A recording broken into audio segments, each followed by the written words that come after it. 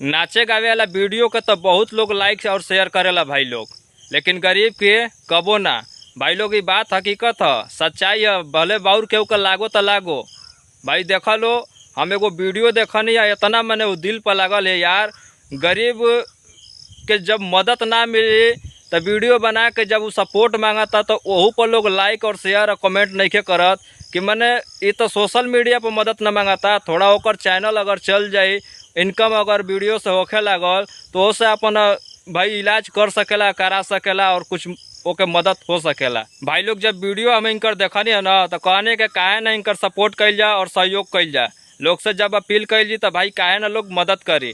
तो भाई इनकर फेसबुक आईडी बाटे सीमा दीवानसी के नाम से, और यूट्यूब पर बाटे मैंने कुछ अलग दूसरा नाम बाटे दीवानसी गरीब ब्लॉग के नाम से ऐसे बाटे। हम स्क्रीनशॉट लगा देतनी तो भाई लोग इनकर पहले वीडियो देखा जा, अगर हम गलत होकम तो देखा जा। यूट्यूबो पर कोनो सब्सक्राइबर ज़्यादा नहीं खा, 450 से कुछ अधिक बाना भाई लोग, लेकिन हम चाहम कि इनका सपोर्ट मिले और सहयोग मिले। भैया एक मिनट बात सुन लो भैया हमें भी सपोर्ट कर दो। एक वीडियो शेयर कर दो भैया, मिलियन तक शेयर कर दो ताकि हमारी मदद हो जाए। आप सबके एक फॉलो से, एक लाइक कमेंट से हमारी जिंदगी बन सकती है भैया। जैसे सबको सपोर्ट करते हैं वैसे हमें भी सपोर्ट कीजिए। प्लीज भैया शेयर कीजिए, आप सबसे रिक्वेस्ट वहाँ तक पहुँचाइए जहाँ तक हमारी हेल्प हो सके। आप सबसे मैं एक छोटा सा रिक्वेस्ट कर रही हूँ भैया, हमारी बिटिया के लिए आप सब सपोर्ट कर दीजिए, मिलियन तक शेयर कर दीजिए भैया। एक फॉलोवर मदद कर दीजिए भैया, एक फॉलोवर की मदद कर दीजिए। मैंने भैया डॉक्टर ने हमें टाइम दे दिया है ऑपरेशन करवाने का भैया।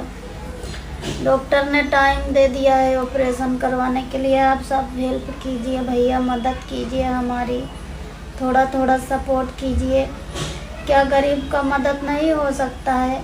क्या गरीब का वीडियो वायरल नहीं हो सकता है भैया? प्लीज़ भैया आप सब हमारा वीडियो वायरल कीजिए भैया। डॉक्टर ने हमको टाइम दिया है, 16 लाख रुपए इकट्ठा कहाँ से हम करेंगे? आप सब थोड़ा थोड़ा मदद करेंगे तो हो जाएगा भैया। कर दीजिए ना, एक रुपए कर दीजिए ना भैया, गरीब थोड़ी हो जाएंगे। बोलो लाडो बोलो, सब लोग हमारा मदद कीजिए। तो भाई लोग देखला जना वीडियो, तो हम लोग का लगता कि इनकर वीडियो वायरल नहीं खे होखत का है, खाली नाचत गावत नहीं की तो अरे भाई लोग इनकरो भी वीडियो वायरल हो सकेला, कर सकेला जा, सहयोग मिल सकेला।